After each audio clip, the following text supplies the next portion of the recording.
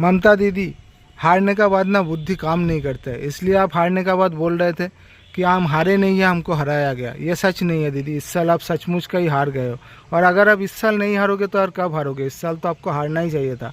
आपका सरकार आया था माँ माटी मानुष का सरकार बोल के, लेकिन आप लोगों ने, आप और आपका सारे मिनिस्टर जो भी थे, एमएलए एमपी काउंसिलर, सब ने मिलकर माँ माटी मानुष को धोखा दे रहे थे। एक माँ को धोखा दे दिए, एक माँ को आप लोगों ने जस्टिस मिलने ही नहीं दिया। यहाँ का कानून सही रहता तो लड़की का साथ कोई ऐसा करने का हिम्मत ही नहीं कर पाते, लेकिन उनको पता था बच जाएंगे, इसलिए कोई ऐसे हिम्मत दिखा पाए। एक डॉक्टर बनने के लिए कितना मेहनत रहता है खुद का और मम्मी पापा का, लेकिन वो लड़की को आपका ये गुंडा राज में चला जाना पड़ा। फिर वो माँ इतना इंसाफ मांगा आप लोगों के पास में, लेकिन आप लोगों ने मिलकर उसको इंसाफ नहीं मिलने दिया। एक माँ को आप लोगों ने धोखा दे दिया, फिर ये मिट्टी को भी धोखा दिया। इस मिट्टी पे खड़े होके आपने, मतलब आपका ये स्वामी विवेकानंद का भूमि पे खड़े होके कोई बोल रहा है कि जो मुस्लिम बन के जन्म नहीं लिया उसका किस्मत ख़राब है। दावत दो लोगों को, दावत दे के किसी एक को भी तुम मुस्लिम बना तो उसका जन्नत का रास्ता क्लियर हो जाएगा। ये पब्लिकली ये बोल रहा है आपका बॉबी हाकिम, और आप खामोश। आपका पार्थो चैटर्जी लोगों का नौकरी देने का नाम पे, लोगों को नौकरी देने का नाम पे उसका पैसा लूट के गर्लफ्रेंड का फ्लैट पे रख रहे हैं। आप तुरंत सस्पेंड नहीं कर रहे हो। मतलब कि जितना अपने बढ़ावा देते गए और सब आपका करप्ट मिनिस्टर लोग उतना लूटते गए। तो मिट्टी को भी आप लोगों ने धोखा दिया। और वो तारकेश्वर मंदिर क्या संभालेंगे बॉबी हाकिम? आप दे रहे थे उनको जिम्मेदारी। और ये सब जो पूजा करते हैं ना, आप बोलोगे उन्होंने तो दुर्गा पूजा करते हैं। ये सब आपका जो अरूप विश्वास और ये बॉबी हाकिम, ये दुर्गा पूजा इन लोगों का पूजा नहीं है, इसमें कुछ भक्ति नहीं है। ये सब बिजनेस था, ये बहुत सारे पैसा इन लोग कमाते थे, ये सब कुछ बिजनेस था, ये कोई भक्ति से पूजा नहीं था। फिर मानुष को भी आप लोगों ने धोखा दिया, मिट्टी को धोखा दिया, माँ को धोखा दिया, मानुष को भी धोखा दिया। मानुष आपका राज में डरा हुआ था। आपका, आप सबको तो एक आंख में देखोगे ना। अगर मानुष बोल रहे हो तो मुस्लिम हिंदू दोनों को ही एक आंख में देखोगे, लेकिन नहीं, मुस्लिम के लिए आपका प्यार कुछ ज़्यादा ही था। अब मुस्लिम अगर गलती कर रहे हैं तो मुस्लिम को भी सज़ा मिलना चाहिए ना। अगर हिंदू गलती करे हिंदू को सज़ा मिले, मुस्लिम गलती करे तो मुस्लिम को सज़ा मिलना चाहिए। जब शामशेरगंज मोथाबाड़ी में हिंदू का घर जला दिया गया, घर से निकल के मारा गया हिंदू को, आप गए भी नहीं देखने। आपको वोट का पड़ा था कि भाई मेरा वोट चला जाएगा। और उन लोगों ने गाँव छोड़ के कितना दिन बाहर जाके नदी पार करके कहाँ कहाँ जाके उन लोग पड़े रहे। शुभेंदु अधिकारी जी जा रहे थे देखने, लेकिन आप स्टेट का सीएम हो के आप गए ही नहीं देखने, उन लोगों का खबर ही नहीं लिए, सिर्फ वोट पाने के लिए।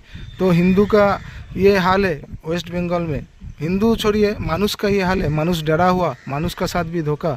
तो ये कितना दिन तक चलता दीदी? ऐसे कितना दिन तक चलता? माँ को आपने धोखा दे दिया। आज जो बोल के आप आए, इसलिए इस साल इलेक्शन में आप बोल ही नहीं पा रहे थे कि माँ माटी मानुष का सरकार। कोई नहीं बोल पा रहा था आपका, जो पार्टी में जो जिन्होंने भी था कोई नहीं बोल पा रहा था, क्योंकि सबको पता था कि हमने धोखा दे दिया। फिर आपका भतीजा इलेक्शन में जाके बोलता है डीजे बजाएंगे। ये कोई बात होता है? डीजे और भी बहुत कुछ बोले थे कि एक शमशान में वैद्युतिक चुल्ली बना देंगे, उसमें रिजल्ट के बाद बीजेपी का आदमी लोगों को जाना पड़ेगा। तो ये सब बराबर होता है ना कि जैसे देखिए अभी बीजेपी जीता है, आप लोगों का बहुत कम आदमी का ऊपर मतलब मरना पड़ रहा है, बहुत कम आदमी। अगर कोई किसी का डेथ हुआ भी होगा तो बहुत कम, लेकिन यही अगर आप लोग जीतते तो अभी लाशों का ढेर लगा देते।